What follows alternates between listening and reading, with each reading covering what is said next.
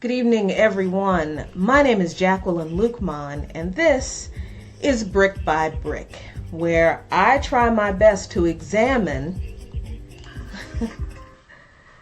Good evening, everyone. My name is Jacqueline Luqman, and this is Brick by Brick, where I try my best to examine the historical events that led up to the issues that we face today and to dismantle the mistruths and the misconceptions about those events brick by brick.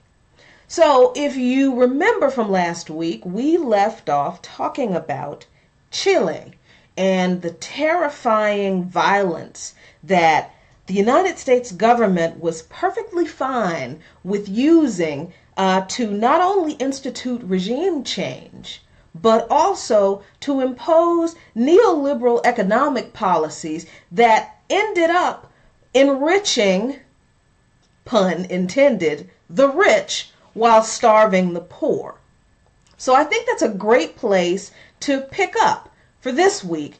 At the end of our show from last week, we talked about Allende being ousted at the end of a military coup that was financed and encouraged by the United States government. So now we have Chile that is ruled by the brutal dictator Pinochet. Well, did you know that Friedrich von Hayek, one of the architects of modern neoliberal economic thought, visited Chile during Pinochet's reign? Now, remember, Chile was one of the first nations in which the neoliberal program, the economic policies, it was called the BRIC in Chile, was comprehensively applied. And upon visiting with Pinochet in Chile, Hayek said this: "My personal preference leans toward a liberal dictatorship rather than toward a democratic government devoid of liberalism." When neoliberals talk about liberalism, they are alluding to freedom. That's what the word in the middle, the root word in the middle of the word neoliberalism refers to. It doesn't mean liberal policies. It means liberté, as in freedom. But the problem with neoliberal policies and neoliberal thought is that the freedom that neoliberalism offers sounds so beguiling when it's expressed in general terms. But when they begin to explain what they want to achieve to bring about this freedom, what it really means is freedom for the big fish, freedom for the wealthy, freedom for the 10%, and now the 1%, not freedom for you or me. And that was what happened in Chile. Chile was actually hailed as an economic miracle by the U.S. business press, believe it or not. Chile and the rest of the Southern Cone countries also demonstrated the downside of neoliberalism. We talked about that last week. But the same U.S. business press completely overlooked the horrible human rights abuses and the lasting, crushing, grinding poverty that this regime change and economic shock created, along with mass unemployment, lack of access to health care, and education.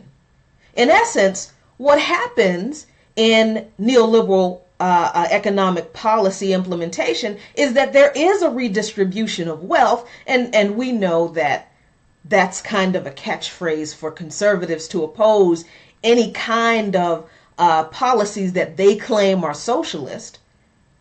But they're being disingenuous. And I'm only picking on the conservatives right now because I'm getting to the liberals later. Because in neoliberal economic policies, there is a redistribution of wealth. It's only reserved. It's only reversed, rather. But the United States press, ever slavishly extolling the virtues of the market and the freedom of the market, playing up the benefits of a truly free market, they focused on the economic successes of Chile only and completely ignored the human rights abuses. As an example, in 1981, Fortune magazine ran an article extolling the virtues of Chile's brave new world of Reaganomics, praising the city of Santiago's glittering luxury-filled shops and shiny new Japanese cars. But the article was oblivious to the pervasive repression by the government of the people and the explosion of shantytowns in Chile. It ignored the suffering and the terror experienced by the masses because it was lured by the shiny prosperity of the brutal, soulless, corrupt few. What can we learn from Chile's experiment in economic orthodoxy? The article in Forbes magazine, Fortune magazine, asked. And it quickly provided what they wanted us to believe was the correct answer. And that answer was, if a small, undeveloped country can live by the theory of competitive advantage, then surely our infinitely more successful economy can. That was their argument for implementing neoliberal economic policies here. We have so much more. How much more successful could we be? However, as Margaret Thatcher's letter to Hayek, which we'll discuss later, made very clear, it wasn't as simple as that. Elected leaders in democracies have to worry about what voters think of their job performance, which comes up for regular review. And in the early 80s, even with Reagan and Thatcher in power and Hayek and Friedman serving as influential advisors to both of them, it was not at all clear that the kind of radical economic agenda that had been imposed with such ferocious violence in the Southern Cone would ever be possible in the United States. As a matter of fact, history proved that the moderate advancement of Friedman's policies in the UK and in the US, that his preference for dictatorships over democracies was actually quite prescient. He was right about that. That he had to have a dictatorship in order to impose and implement his policies. Because unlike in Chile and other countries in the Southern Cone and around the world, political pressure from voters who elected officials into or out of office kept Thatcher and Reagan from going full throttle in rolling out a Western-style economic brick. And it was actually in the Nixon administration, the very same one that called for Friedman and his Chicago boys to make Chile's economy scream, that was the first painful proof of this truth for Friedman. So let's talk about Nixon really quick to wrap this Chile chapter up. When Nixon took office in 1969, Friedman thought that his time had finally come to lead his domestic counter-revolution against the legacy of the New Deal in the United States. Few presidents have come closer to expressing a philosophy compatible with my own, Friedman wrote of Nixon. The two men regularly met in the Oval Office, and Nixon named several of Friedman's like-minded friends and colleagues to key economic posts. How disgusting is that? Two of these friends and colleagues are critically important to the state of affairs we're living today. You should be very familiar with them because they are George Shultz and Donald Rumsfeld. George Shultz was an economist who served in the Nixon administration, first as Secretary of Labor, then as Director of Office and Management and Budget. This is an acolyte of Friedman. And then he finally served as Secretary of the Treasury. Before joining the administration, Shultz had a distinguished career in academia. He graduated from Princeton with a bachelor's in economics in 1942. He went on to serve in the military, saw active duty during the Second World War. He went on to earn a PhD in industrial economics from MIT. He went on to teach economics at MIT, but he took a leave of absence in 1955 to join the Eisenhower administration as senior staff economist until 1957. When he joined the University of Chicago Graduate School of Business as professor of industrial relations, and that is where he met Milton Friedman, who tutored and reinforced Schultz's free market ideology. George Shultz would later go on to become Ronald Reagan's Secretary of State from July 1982 to January 20th, 1989. And the other of the rogues gallery is none other than Donald Rumsfeld. We all know good old Rummy. He's a native of Chicago. Rumsfeld attended Princeton for his bachelor's, where he became friends with future Secretary of Defense, Frank Carlucci, who served under Ronald Reagan. If nothing else, this rogues gallery of neoliberal monsters hopefully shows you how close these circles are. This is how these people end up in our administrations. They're not just plucked out of some random pool of candidates. They know each other. They share the same ideologies. They learn under the same people. They have the same goals. They get each other jobs. So, as a young congressman, Rumsfeld attended seminars at the University of Chicago. And that experience he credits with introducing him to the idea of an all-volunteer military. Would you believe that?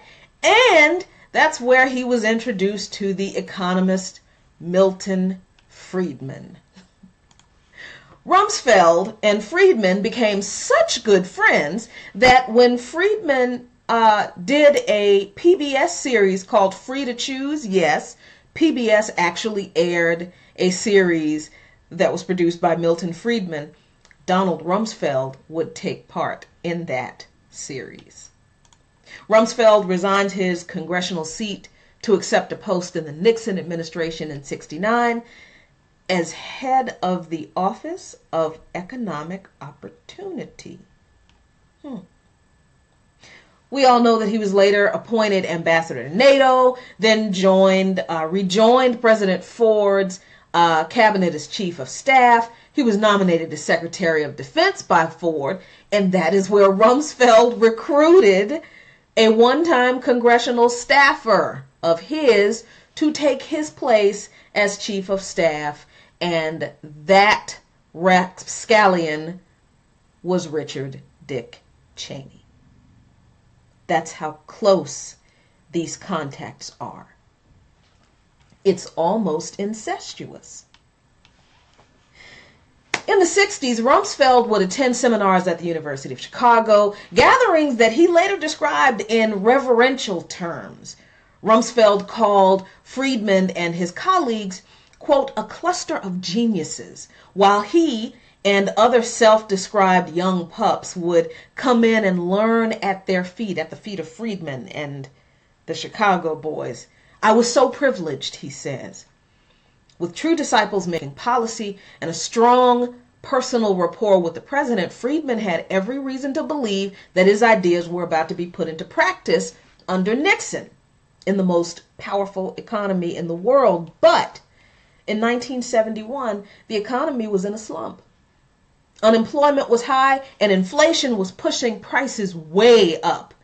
And Nixon, for whatever else you want to say about him, knew that if he followed Friedman's laissez-faire advice, Nixon knew that if he did in the United States what he advocated to be done in Chile, millions of angry citizens would vote him out of a job. So he decided to put caps on the prices of necessities like rent and oil, and Friedman was outraged. Of all possible government distortions, remember we talked about that? Price controls were the absolute worst to Friedman. He called them, quote, a cancer that can destroy an economic system's capacity to function, end quote. Even more disgraceful, it was Friedman's own disciples who were the Keynesian enforcers, the people he put in the Nixon administration. Rumsfeld was in charge of the wage and price control program, and he answered to Schultz, who at the time was director of the Office of Management and Budget. At one point, Friedman called Rumsfeld at the White House and berated his former young pup. According to Rumsfeld, Friedman instructed him, quote, "You have got to stop doing what you are doing." The novice bureaucrat replied that it seemed to be working. I know you're upset, Master Friedman, but it seems to be working, the price controls that we're putting in place.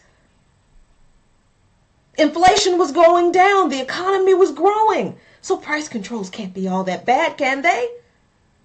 But Friedman fired back that price controls and what Rumsfeld and the rest of his young pups were doing was the greatest crime of all.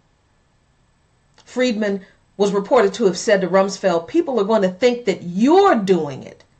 They're going to learn the wrong lesson." And they did. Because we reelected Nixon with 60% of the popular vote the following year. In his second term, the president proceeded to shred even more of Friedman's orthodoxies, passing a slew of new laws imposing higher environmental and safety standards on industry. And Nixon said at this point, "We are all Keynesians now," which to Friedman was the crudest cut of all. So deeply did Friedman feel Nixon's betrayal that he would later describe Nixon as, quote, "the most socialist of presidents of the United States in the 20th century," end quote. Friedman's feelings were hurt. But Nixon's tenure was a stark lesson for Friedman. The University of Chicago professor had built a movement on the equation of capitalism and freedom, yet free people just didn't seem to vote for politicians who followed his advice. Worse, dictatorships where freedom was markedly absent were the only governments that were ready to put pure free market doctrine into practice.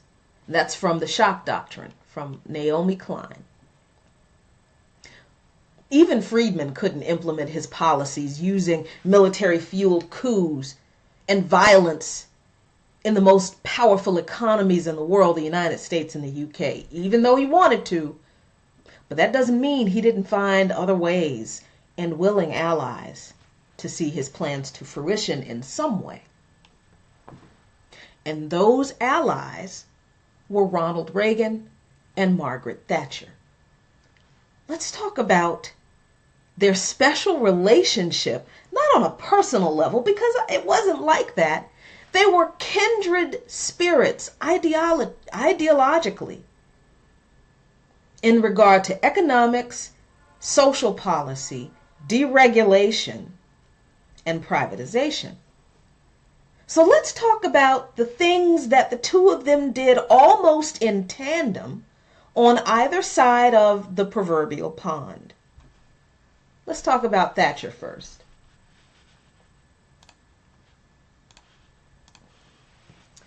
1975 was a pivotal year for Margaret Thatcher because she won a Conservative Party leadership battle against Edward Heath, who was the previous Conservative Prime Minister. She knocked many of the established male contenders out and was named party leader in February 1975. She became the leader of the opposition against Jim Callaghan's Labour government of the day in the UK. And it was around this time that Margaret Thatcher expressed her commitment to Hayek by declaring her commitment to laissez-faire, market-focused economic policies when she banged a copy of Hayek's The Constitution of Liberty down on the table in a meeting of her party members, declaring, "This is what we believe." In fact, Margaret Thatcher's brand of political, economic, and social policies, as well as her no-nonsense and sometimes acerbic style in delivering or defending them, was called Thatcherism. of which there are many devotees among conservatives in Britain to this day. 1975 was also the year that Thatcher was seated next to Milton Friedman at a Conservative Party dinner whom she had never met before. But most importantly, for this discussion, in April 1975, an American visitor came calling to the UK.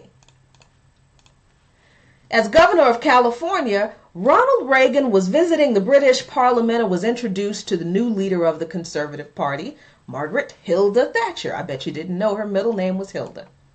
By this time in Ronald Reagan's tenure as governor of California, it was coming to an end. But during his terms, he had overseen the violent outcome to the people's protest at the University of California, signed the Therapeutic Abortion Act into law in California, but changed his stance on abortion to pro-life afterward because he regretted passing the bill, passed the Mulford Act, which outlawed open carry in California, basically as a result of protests from the Black Panthers protesting for open carry rights, persistently tried to enforce capital punishment in California, but was successful only once. But his political ideology was firmly established by the time his run ended, having campaigned on a platform of sending, quote, the welfare bums back to work, end quote. He spoke out against the idea of the welfare state. He also strongly advocated the Republican ideal of less government regulation of the economy, including that of undue federal taxation. Ronnie and Maggie were a match made in neoliberal heaven. After that meeting in 1975, Ronnie wrote the first of many notes to his friend Maggie. Please know, Reagan wrote, you have an enthusiastic supporter out here in the colonies. He still called the United States colonies of Britain. Not quite the fake orgasm scene from the movie When Harry Met Sally, but it was pretty close. Thatcher recalled the meeting in a 1997 speech she gave to the Heritage Foundation, saying, quote, as soon as I met Governor Reagan, I knew that we were of like mind, and manifestly so did he, end quote, Thatcher said. We shared a rather unusual philosophy, and we shared something else rather unusual as well. We were in politics because we wanted to put our philosophy into practice, end quote. I apologize for the horrible British Thatcher accent.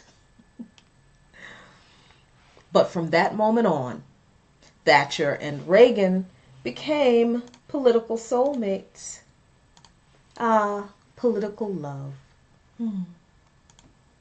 Just as Thatcher was heavily influenced by the proponents of corporate-focused, free market economic gurus like Hayek and Friedman, so was Reagan. Friedman actually served as an unofficial advisor to Ronald Reagan during his 1980 presidential campaign, and then served on the president's economic policy advisory board for the rest of Reagan's administration. Friedman was the guru of the Reagan administration, so much so that in 1988 he received the National Medal of Science, and Reagan honored him, Milton Friedman, with the Presidential Medal of Freedom. Even though the UK and the US have never experienced the kind of violent military-fueled shocks that Friedman believed were essential in implementing the kinds of policies that created a perfect market-focused environment, the policy of Thatcher and Reagan produced enough shocks that the conditions were favorable enough to produce the desired results for the few in the key areas in a neoliberal or a corporatist system: deregulation, privatization, and cuts to social spending. So let's look at some of these policies that Thatcherism and Reaganomics birthed and the outcomes they created or on their respective societies. Let's look at deregulation first. In the UK, Margaret Thatcher deregulated the stock market. In her last year as Prime Minister, Margaret Thatcher's economic advisor actually said he regretted how financial deregulation had led to the rapid expansion of consumer borrowing. Until the late 1970s, you see, the square mile, which is like the Wall Street of London, was a genteel, all-male club dominated by pinstripe suits, public school accents, and a culture of long lunches. Money was made at the stock exchange with effortless panache as a coterie of licensed dealers, what we call bond agents, I guess, today, in the United States, acted on behalf of stockbroker firms with names such as Quiltier and Company. But the Big Bang, that's what Margaret Thatcher's deregulation of the stock market in the UK was called, blew that ancient regime apart. Within 6 months of her election, exchange controls were lifted, foreign capital flooded into Britain. The deregulation of the stock exchange in 1986 was an invitation to the world's biggest economic beasts to enter the UK trading floor, and traders began to send huge amounts of money around the world's financial networks. So London became this sparkling attraction of world finance. It rose from the dusty former London docklands to this sparkling, immaculate, industrial or economic mecca. After 1986, the UK's economy grew pretty rapidly. Economic growth reached to 4 to 5% a year.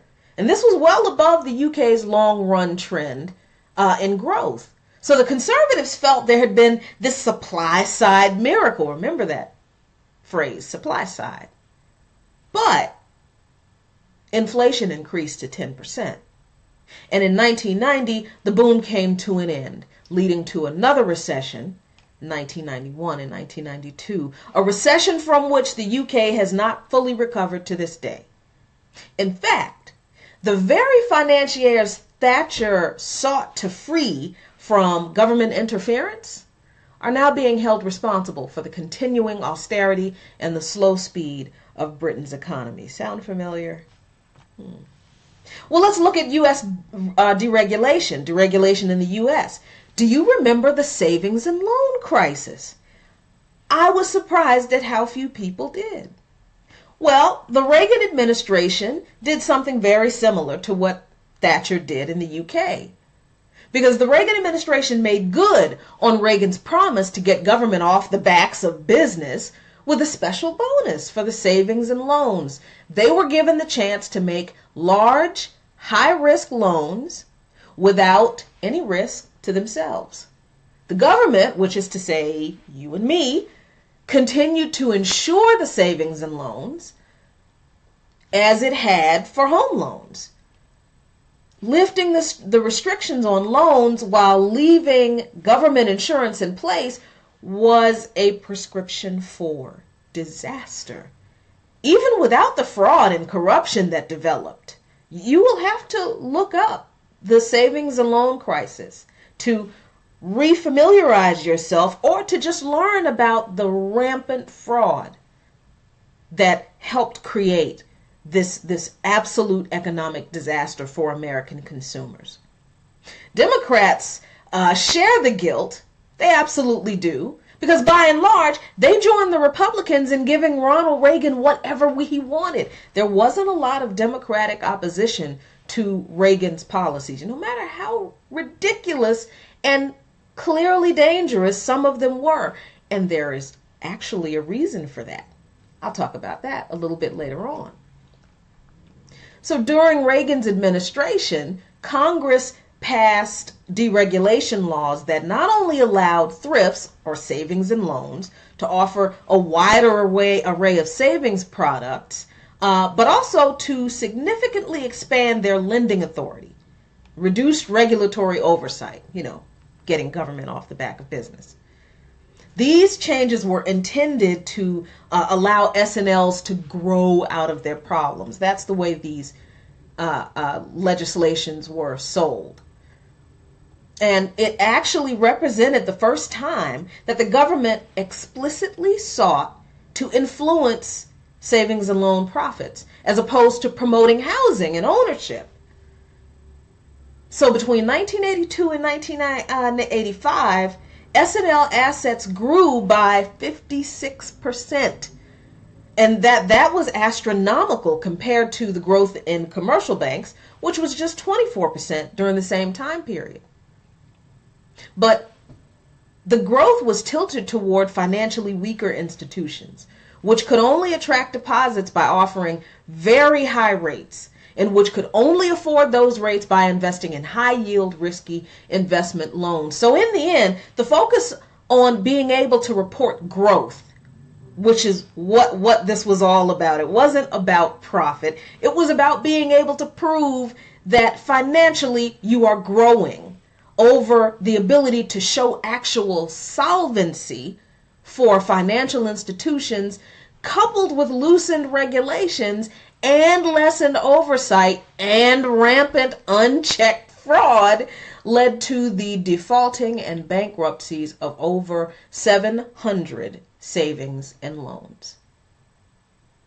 From 1986 to 1995, the number of federally insured savings and loans in the United States declined from 3,234 to 1,645. This was primarily, but not exclusively, due to unsound real estate lending.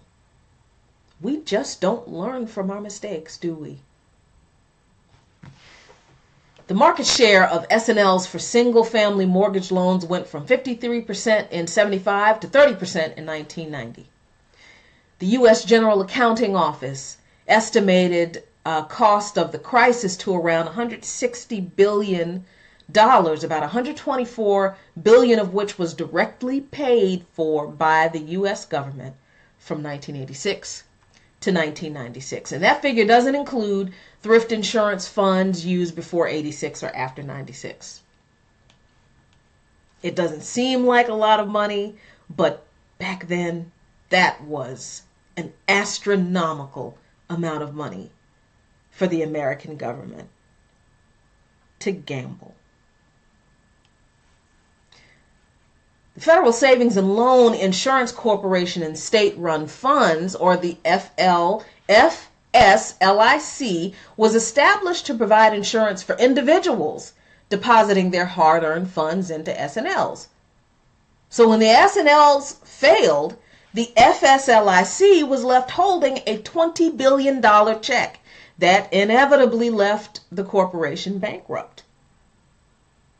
The defunct company can be likened to the Federal Deposit Insurance Corporation that oversees and insures deposits today. If the FSLIC went bankrupt, do you think most of the Americans who had their money in those savings and loans and who lost it ever saw a dime of their lost deposits? They did not. So you see, in deregulation, the long-term effects of deregulating financial markets hugely outweighed any short-term benefits or gains that the wealthy received from those deregulations, and it certainly erased any kinds of positive outlook that financial reports claim to show immediately after the deregulation of those financial markets. Let's look at another area where Thatcher and Reagan did basically the same thing: reducing public spending through tax cuts. In the UK, they're called poll taxes. Now, it's not poll taxes the way we understand poll taxes here in the United States. So let me explain it to you. Poll taxes were due to an effort to alter the way the tax system was used to fund local government in the UK. The system in place up until the time of the implementation of poll taxes was called rates, and had been in place in some form from the beginning of the 17th century, actually. The rate system has been described as a levy on property, which in modern times saw each taxpayer paying a rate based on the estimated rental value of their home. The proposed replacement was a flat rate per capita community charge, a head tax basically, that saw every adult pay a fixed rate amount set by their local authority. I don't know why. I don't know why anyone thought this was a good idea and that people would go along with it. It sounds terrible because it is terrible. The new charge was widely called a poll tax and was introduced in Scotland in 1989 and then in England and Wales a year later. The charge, that's the official name, the community charge, proved extremely unpopular. Oh, I wonder why. While students and the unemployed only had to pay a small percentage, large families using a relatively small house saw their charges go up considerably, and the tax was thus accused of saving the rich money and moving the expenses on to the poor. A massive protest that turned into a riot against the poll tax began to melt the Iron Lady's regime. This is very interesting. This is a picture of the poll tax riots. Can you imagine people rioting because they don't like their taxes? When was the last time we did that in this country? Oh, that's right. There was something about tea and a harbor. So at this enormous poll tax protest, turnout was encouraged by fine weather, and between 180,000 and 250,000 people arrived. The police report a year after the riot estimated the crowd to be at around 200,000.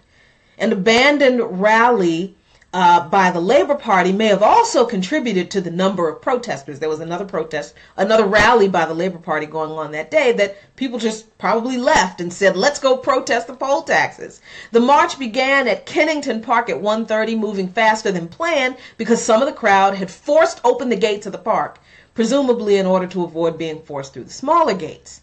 This split the march over both sides of the roads, and protesters continued for the rest of the route.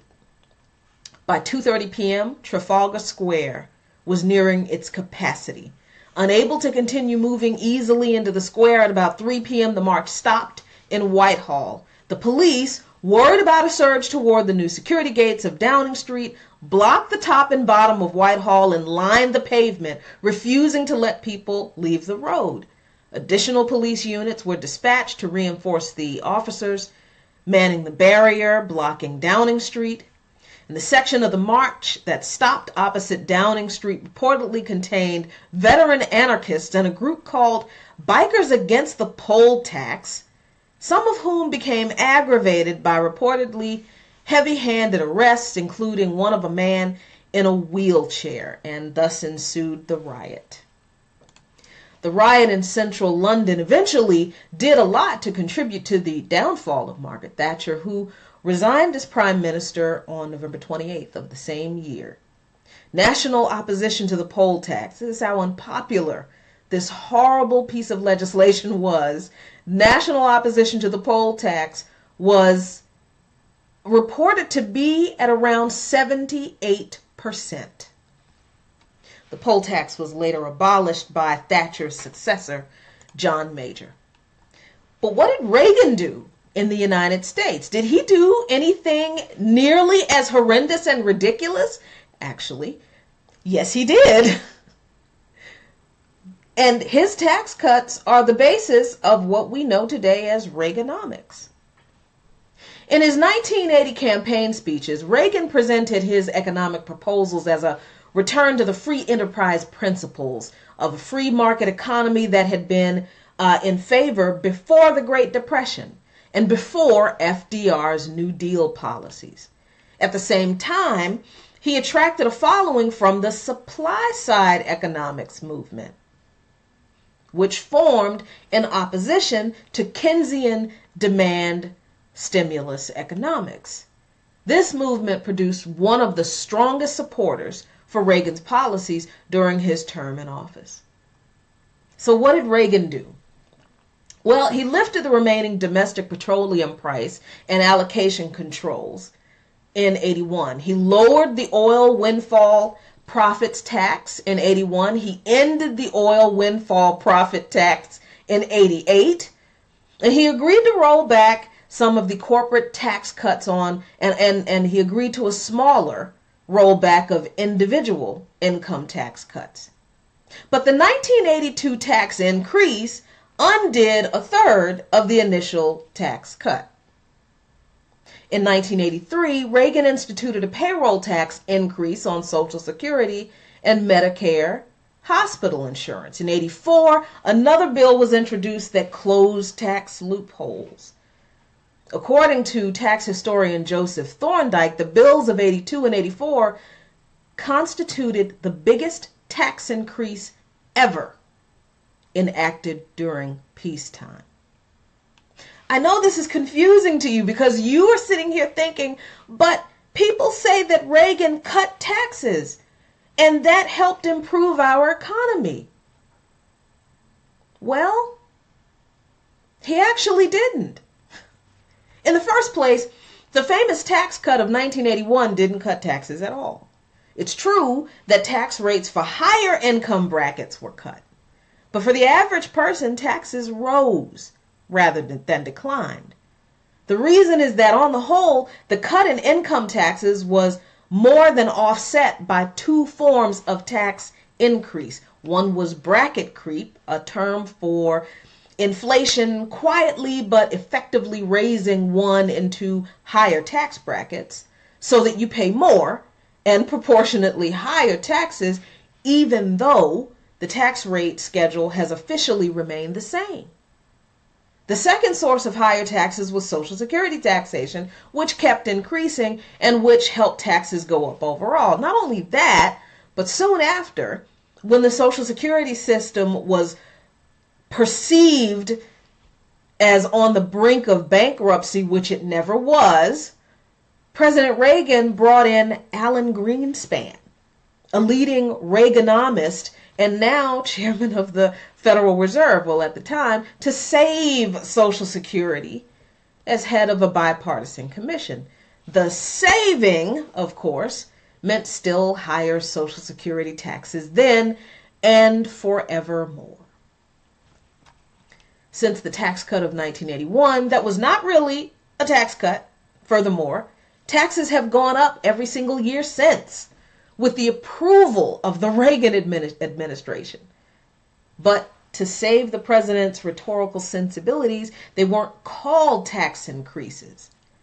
Instead, ingenious labels were attached to them: raising of fees, plugging of loopholes, and surely everyone wants loopholes to be plugged, right?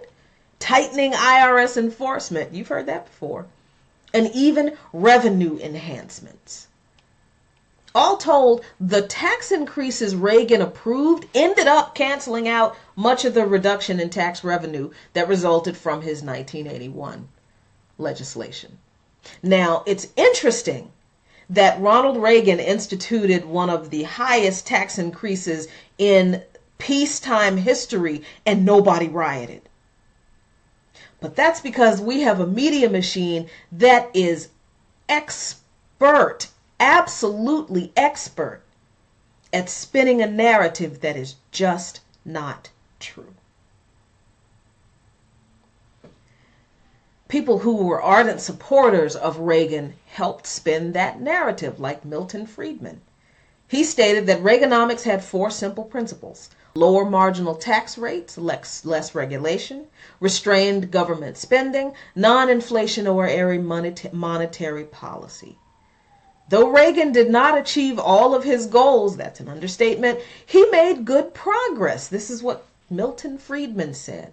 Further, the Heritage Foundation stated, quote, "The U.S. government must allow the entrepreneur to enjoy the rewards of success.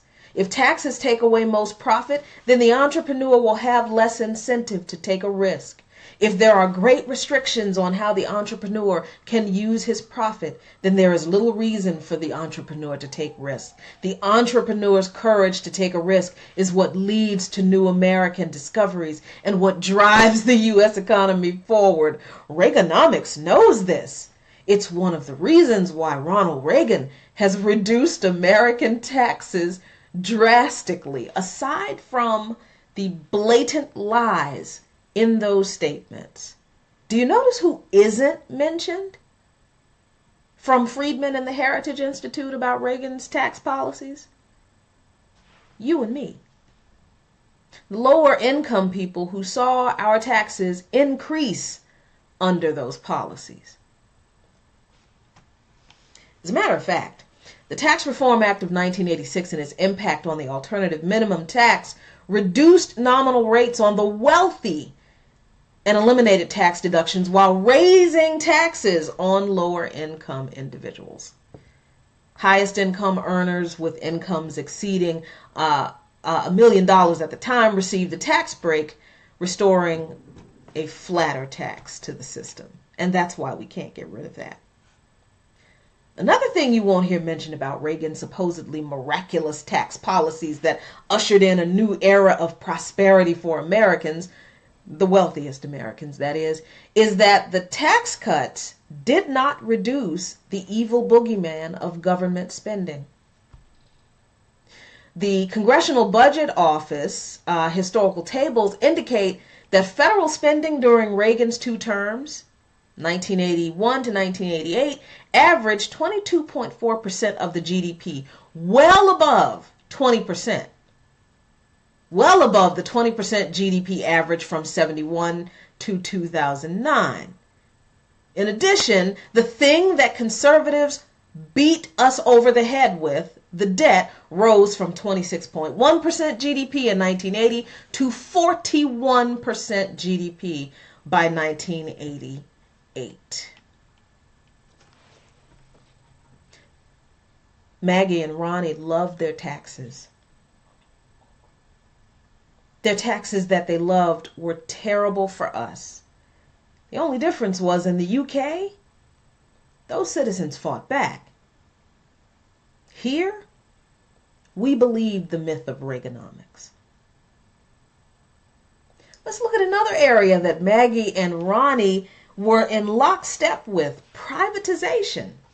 In the UK, that's the privatization of public services that Margaret Thatcher implemented is called selling off the family silver. One of the things she implemented was this thing called ownership society, where she encouraged on the surface residents of public housing to purchase their homes. Now, it sounded like a good deal. It was called right to buy, where council tenants, that's council tenements, were public housing. In the UK, they were encouraged to buy their properties at up to 50% of the market value. However, as part of this legislation, part of the deal was that all funding for future public housing would be eliminated. What happened because of that seemingly great idea, where you have the vast majority of working class or blue collar people in the UK lived in public housing or council houses, and for almost 100 years the British government had invested in public housing at a rate of approximately 100,000 new homes per year. Thatcher realized that these people wouldn't vote against their own economic self-interest. So she couldn't say, listen, we're spending too much money on public housing that you live in. So she turned it into, well, let's create an ownership society, and we'll offer for you to buy your home at half of its market value. But what people weren't told was there would be no more funding for public housing. What happened because of this awful piece of legislation? Well, of course, it led over time to a drastic shortage of affordable housing in the UK.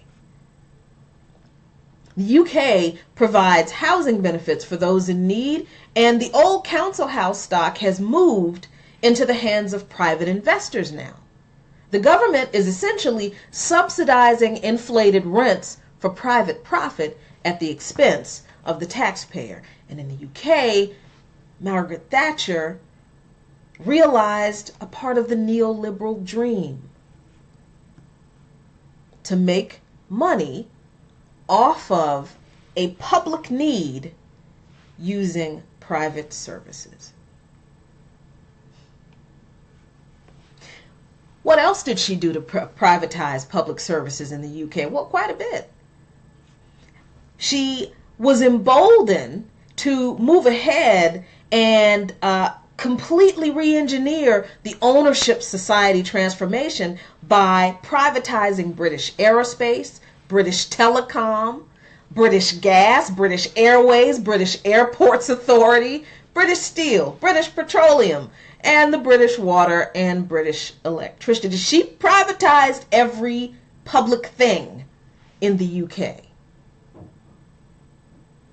all for the goal of making as much money as she possibly could off of services that the public needs,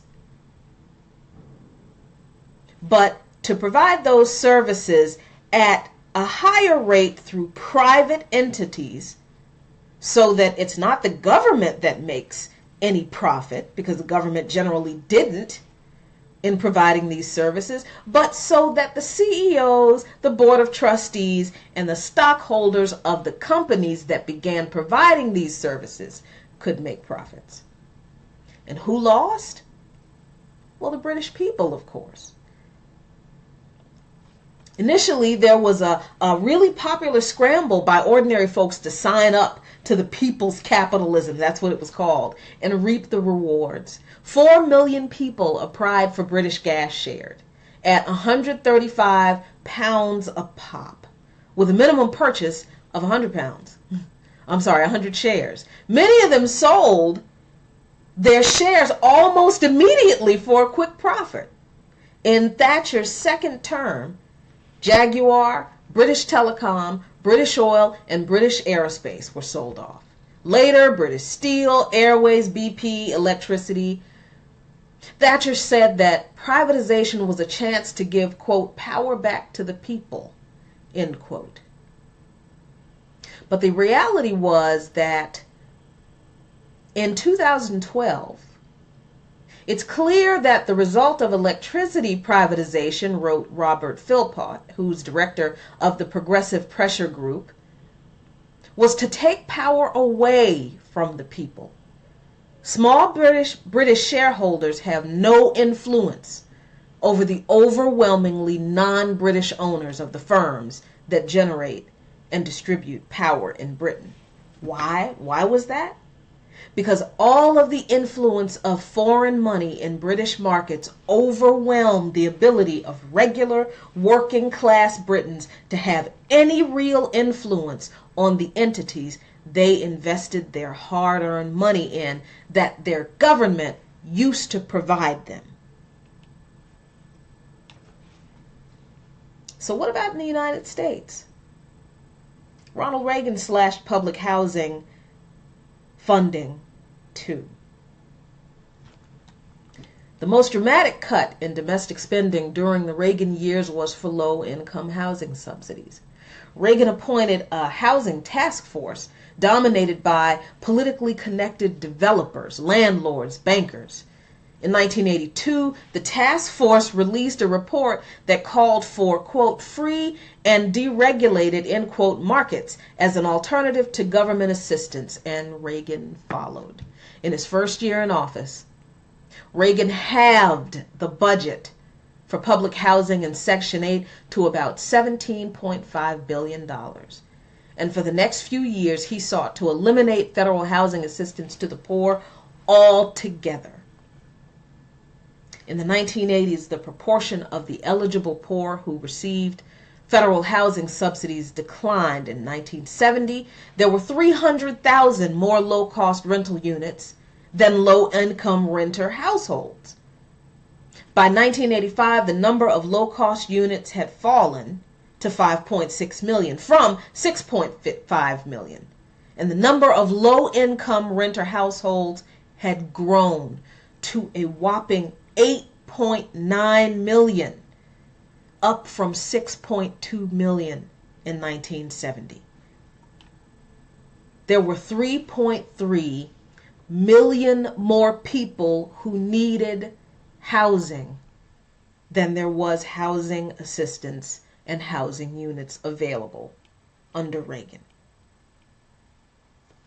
Another one of Reagan's enduring legacies, as was Margaret Thatcher's enduring legacy, was a steep increase in the number of homeless people because of their slashing of public housing budgets and units. By the late 1980s, the homeless population in the United States had swollen to 600,000 on any given night and 1.2 million over the course of a year. Many were Vietnam veterans, children, and laid-off workers.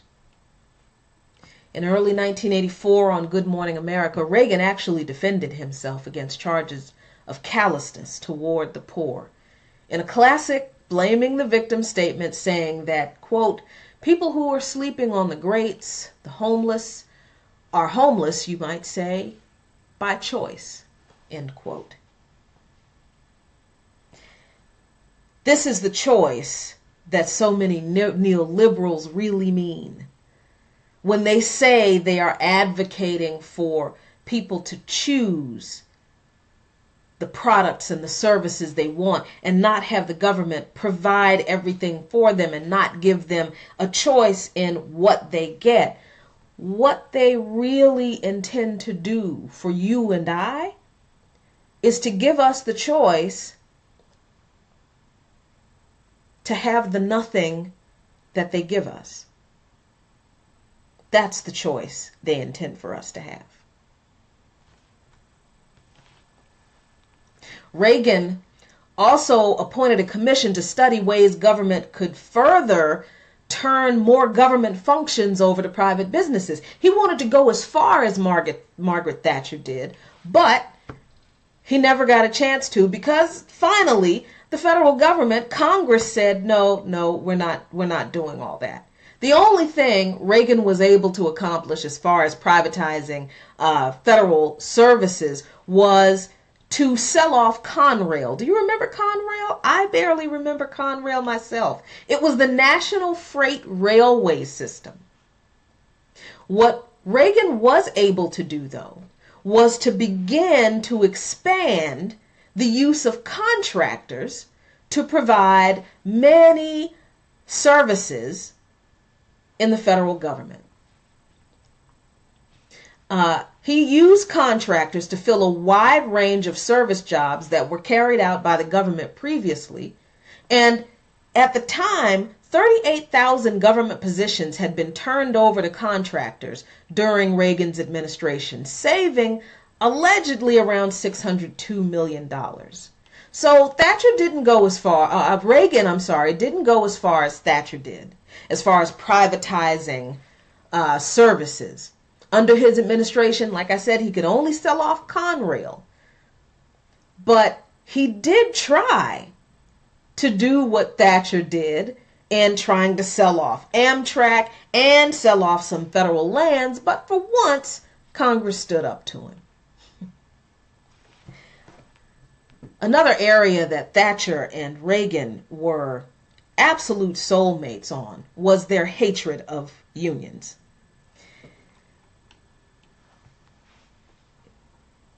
Interestingly enough, in the United Kingdom, Margaret Thatcher's response to striking coal miners was far outsized Ronald Reagan's response to striking air traffic controllers. But despite what they said during the campaigns about how much they valued the American workers, their true colors, their true thoughts about the rights of workers came through crystal clear. So let's talk about the miners' strike in the UK.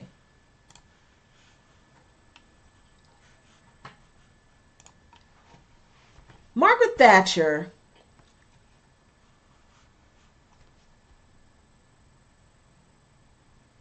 was very upset with the National Union of Mine Workers in the 1970s.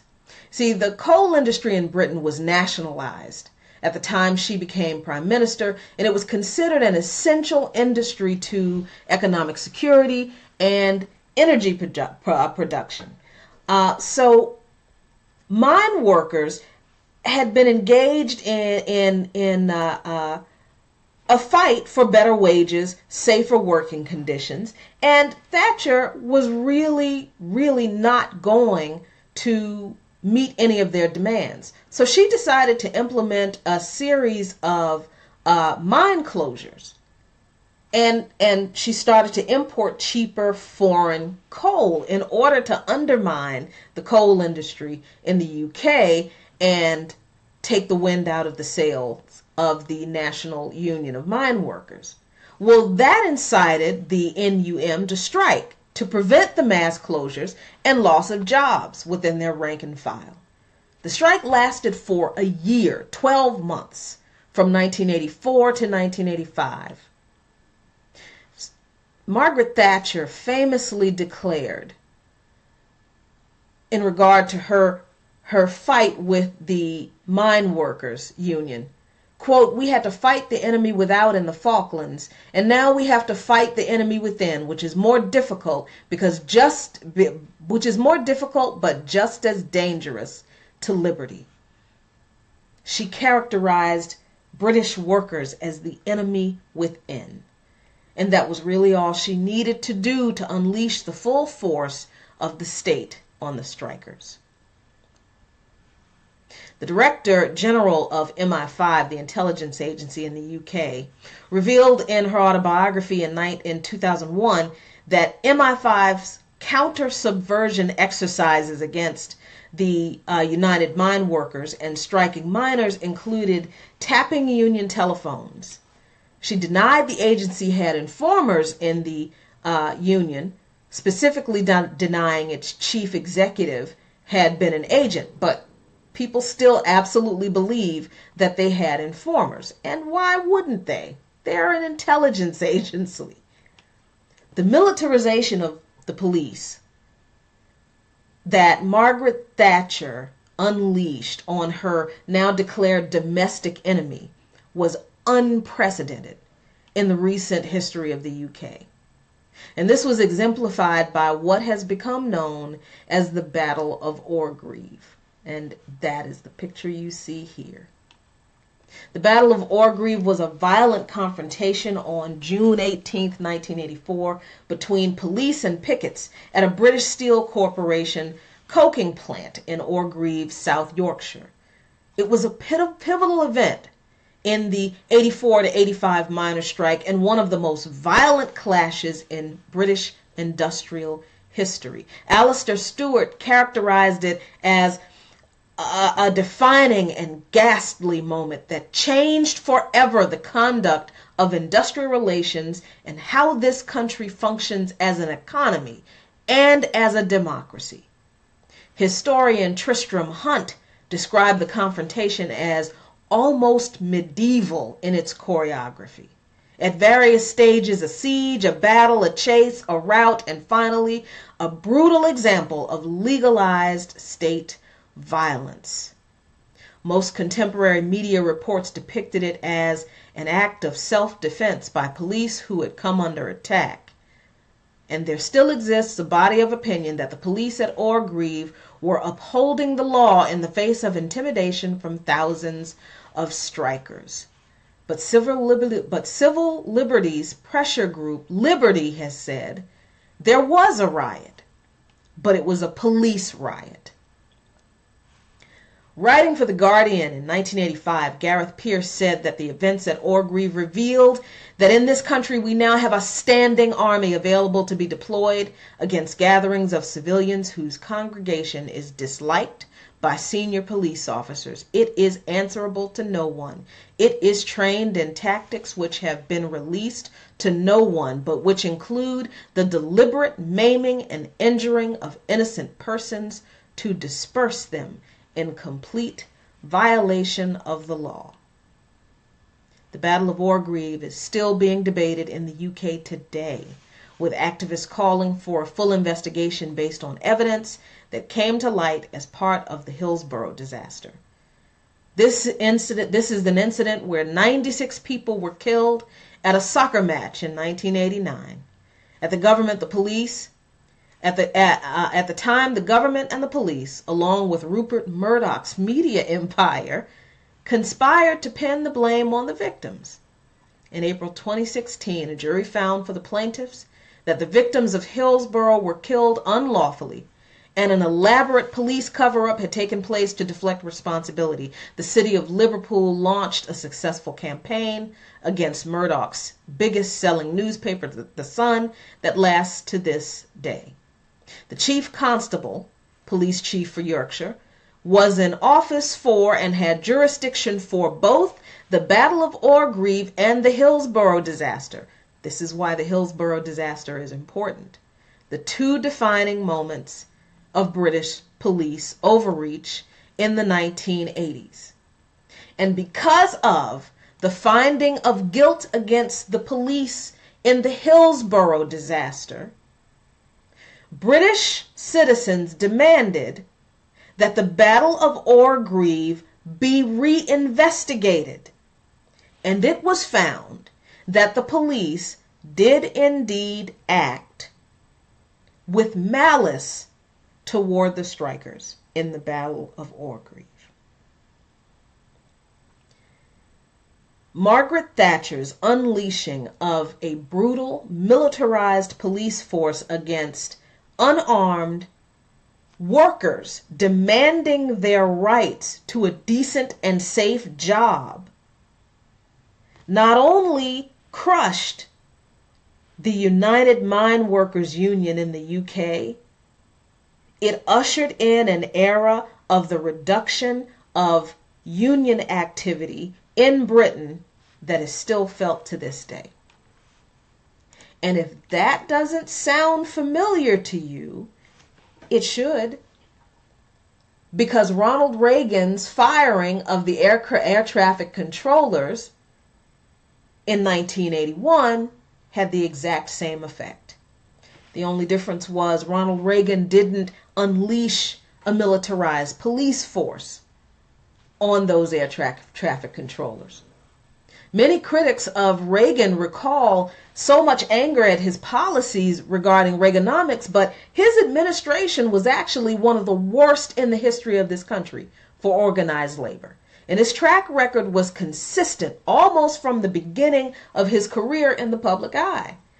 In the late 1940s, as president of the Screen Actors Guild, Reagan testified before the House Un-American Activities Committee on so-called subversive activity in Hollywood, reporting on fellow actors and directors and screenwriters, all members of the Guild, who were deemed to be communist sympathizers.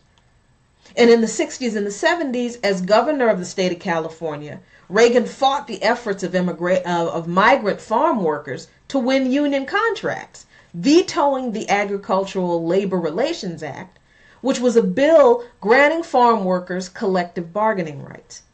In one well-publicized episode, then Governor Reagan appeared on television eating grapes in defiance of a union-sponsored boycott against miserable working conditions in California's vineyards.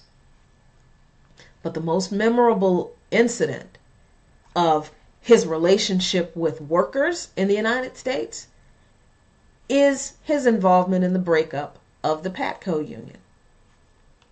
In 1981, 13,000 members of the Professional Air Traffic Controllers Union, or PATCO, ignored federal laws prohibiting strikes and walked off the job. Why? In protest of long shifts and mandatory overtime. PATCO was one of a few unions that backed the newly inaugurated Ronald Reagan in the '80 election, actually, but the union would soon regret its decision to support the president. Because on August 3rd, Reagan ordered the striking controllers to go back to work. And this is what he said. Let me make one thing plain. I respect the right of workers in the private sector to strike. Indeed, as president of my own union, I led the first strike ever called by that union. I guess I'm maybe the first one to ever hold this office who is a lifetime member of an AFL-CIO union. But we cannot compare labor management relations in the private sector with government. Government cannot close down the assembly line. It has to provide without interruption the protective services which are government's reason for being.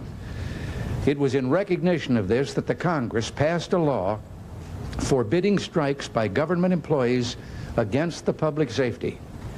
Let me read the solemn oath taken by each of these employees, the sworn affidavit when they accepted their jobs. I am not participating in any strike against the government of the United States or any agency thereof, and I will not so participate while an employee of the government of the United States or any agency thereof. It is for this reason that I must tell those who fail to report for duty this morning they are in violation of the law, and if they do not report for work within 48 hours, they have forfeited their jobs and will be terminated. End of statement. It's very interesting that one of the things Ronald Reagan said in that statement was that the government can't stop the chain of supply. But this is the same president who wanted to reduce the size of government. So regardless of Reagan's professed public support for unions, his actions speak louder than words. Because 2 days later, Reagan made good on his promise, firing more than 11,000 air traffic controllers, jailing strike leaders, and ultimately abolishing the union. It was the first time in U.S. history that permanent replacement workers had been used on such a wide scale to break a strike. Again,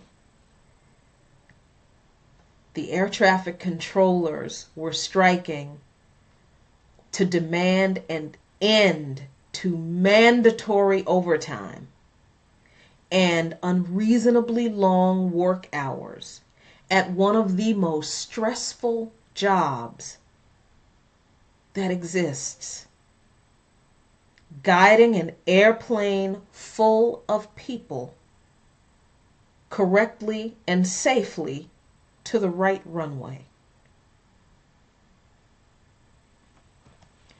More than any other labor dispute of the past 3 decades, Reagan's confrontation with the PATCO union undermined the bargaining power of American workers and their labor unions, just like Margaret Thatcher did with her crushing of the mine workers union.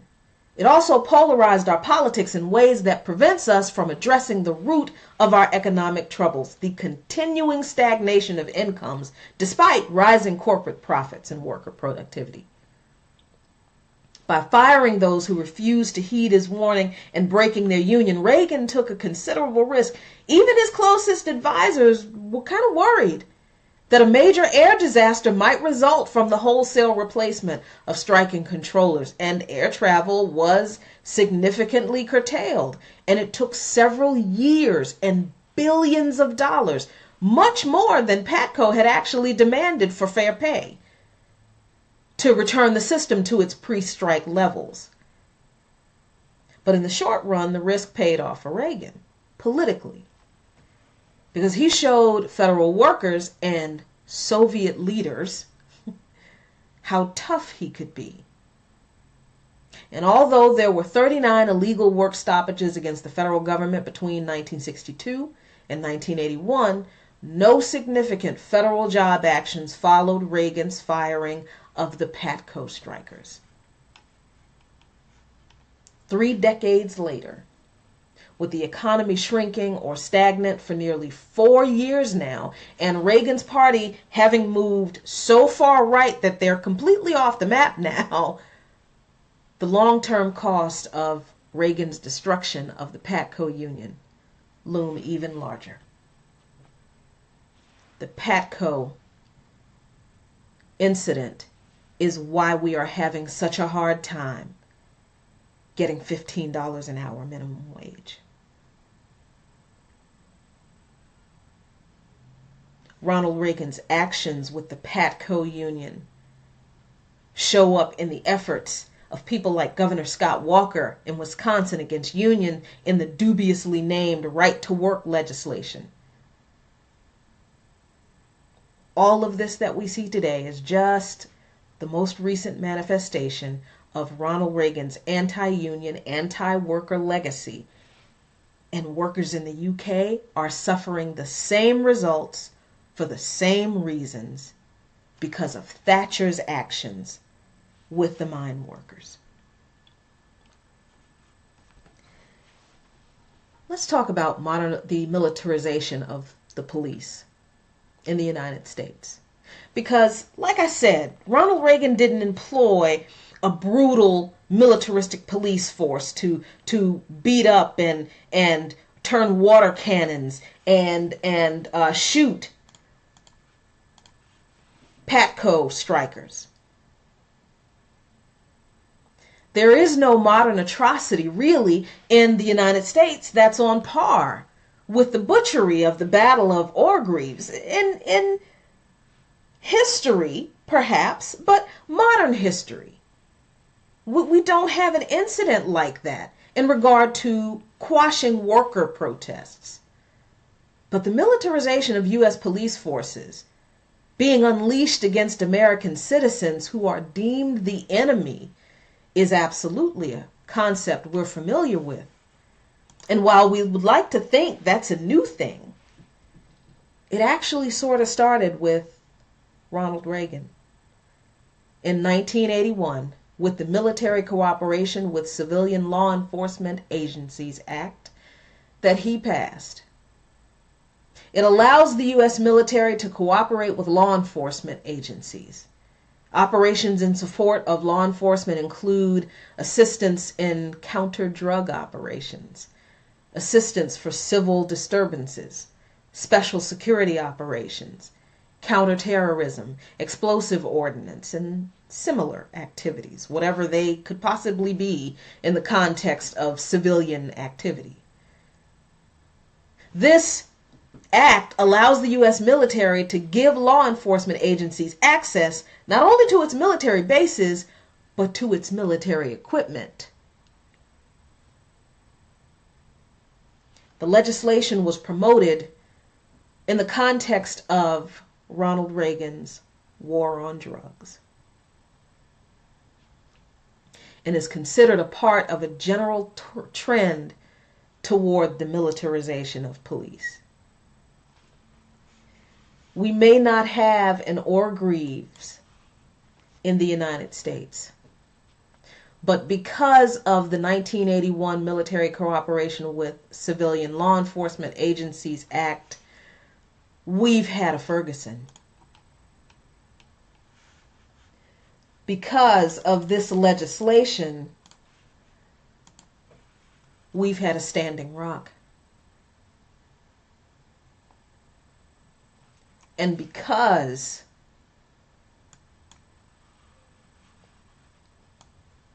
the way governments grow their police forces, their law enforcement agencies, and move them so effortlessly against their populations, it's happening before you know it, it seems. The way they are able to do that is because they convince you that it's acceptable to use law enforcement in those ways against some people. That's why you don't see it coming when it's used against you.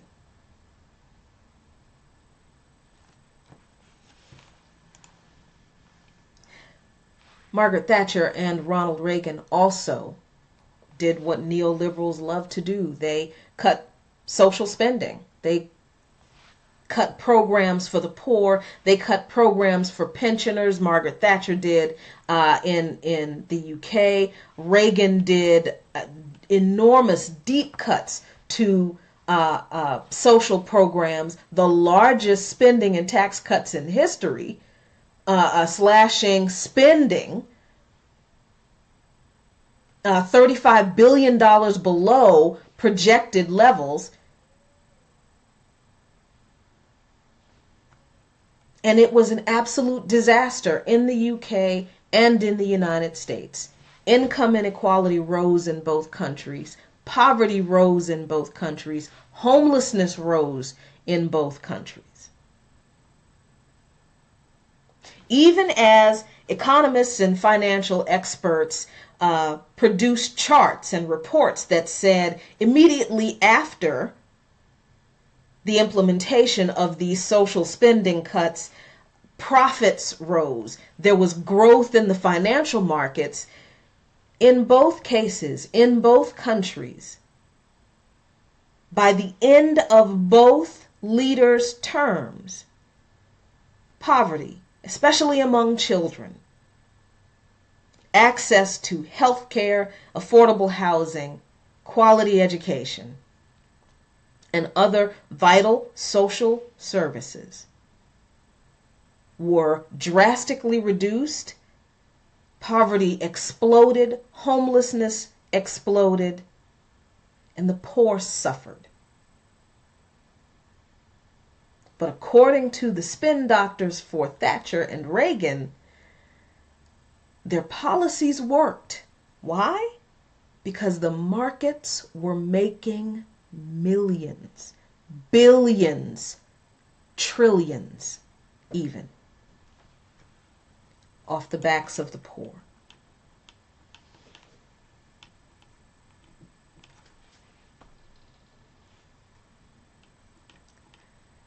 I want to talk about the Falklands War very quickly.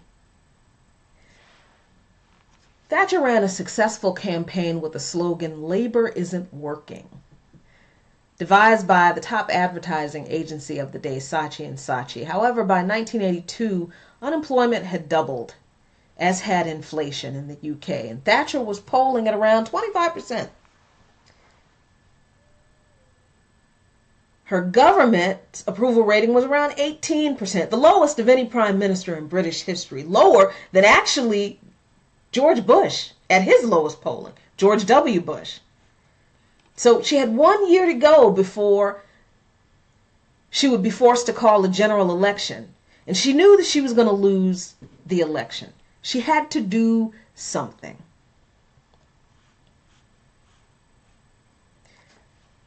She did what her mentors from the Chicago school taught them to do.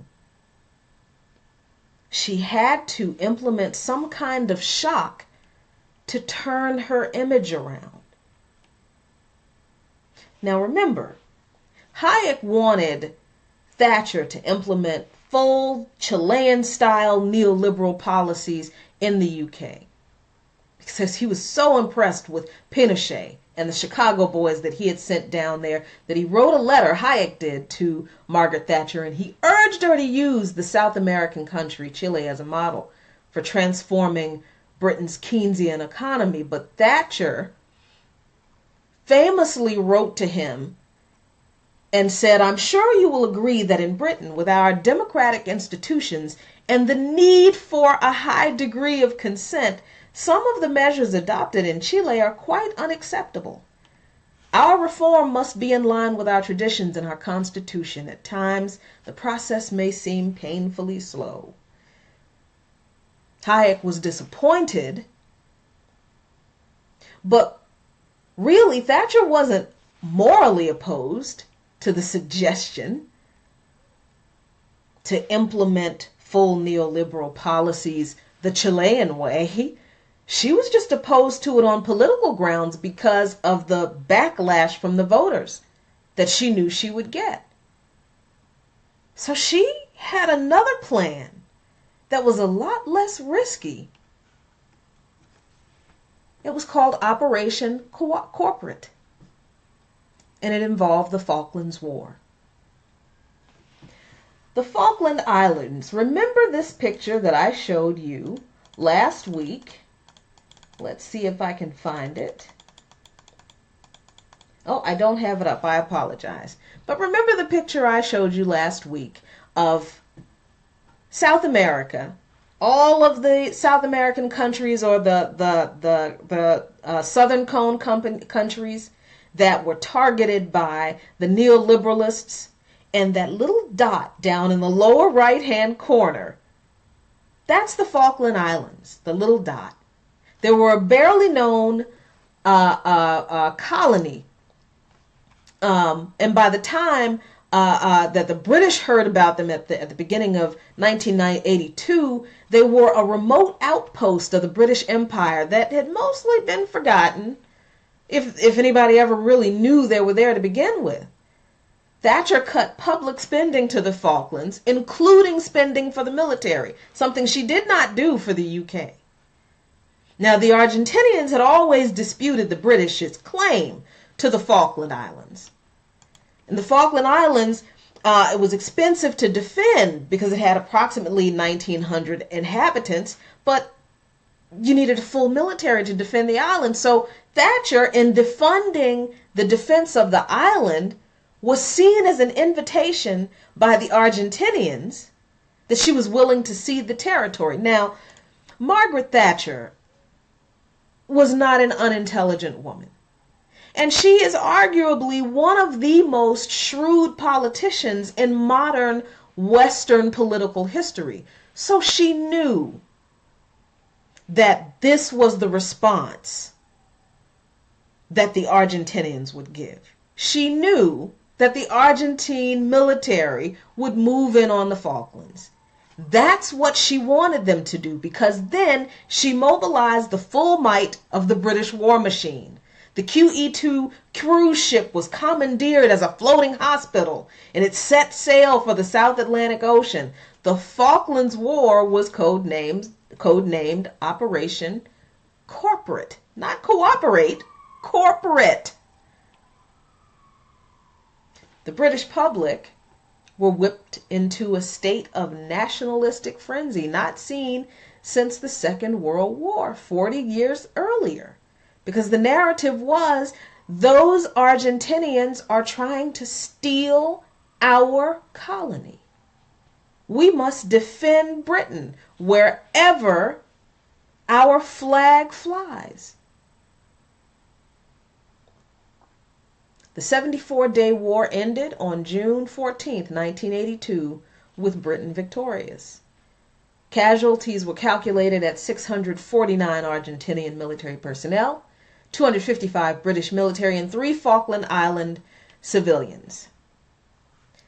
Thatcher's re-election in 1983 was secured by the victory of Britain over Argentina in the Falkland War. And the Iron Lady, an insult that was once inflicted on her by the USSR, embraced her nickname as a badge of honor. Did anything remotely like that happen in the United States? Well, no. But here's an interesting thought, and I will leave you with this. As morbid as this might sound, the assassination attempt against Ronald Reagan was most probably the one domestic shock event that helped galvanize public sentiment and support behind the president. It happened early in his administration on March 30th, 1981, only 69 days into his new administration. Reagan, his press secretary James Brady, Washington police officer Thomas Delahanty, and Secret Service agent Tim McCarthy were struck by gunfire from would-be assassin John Hinckley Jr., who, if I remember correctly, did it because he was in love with Jodie Foster and wanted to impress her, outside of the Washington Hilton Hotel. Although close to death, at the hospital, Reagan recovered and was released on April 11, becoming the first U.S. president to survive being wounded in an assassination attempt. Remember, all shock events aren't orchestrated, like the military coup in Chile or the invasion of the Falklands by Thatcher. Disaster capitalism thrives also on natural or coincidental cataclysmic events. So while it isn't a concrete conclusion that I can document, it's not outside of the realm of possibility that the reason Reagan was able to get the disastrous legislation passed that he did was because he was able to take advantage of the huge bump in his approval ratings after surviving an assassination attempt. Because I can document his approval ratings after his assassination attempt. Because after he was shot and was released from the hospital, his approval rating was around 73%. So I contend that it's that groundswell of support and popularity after an assassination attempt of all things that make it difficult still to this day to honestly assess Reagan's legacy. Now, I know this was a lot of information on Margaret Thatcher and Ronald Reagan and UK and the US and the parallels of neoliberal policies that were implemented because the two of them were joined at the proverbial ideological hip, but also because they were tutored and guided by the same people who wanted the same results. But I encourage you to investigate more about Margaret Thatcher's legacy, her track record, her policies, Ronald Reagan's legacy, his track record, his policies. I'm sure you'll find out something very interesting that I intend to touch on a little bit next week, especially in the case of Ronald Reagan. You see, because for a very long time, we've been blaming everything terrible that happened during and after Reagan's presidency on Ronald Reagan. Well, most of it, absolutely his fault. But some of the policies that caused quite a bit of damage were implemented before Reagan was president. And this is why neoliberalism is not just a conservative problem, it's a Democrat problem too. Next week, I hope you will tune in so we can talk about A2 Democrats, U2. Thank you for watching. My name is Jacqueline Luqman. This has been Brick by Brick. I hope you've enjoyed it. Join me again next week.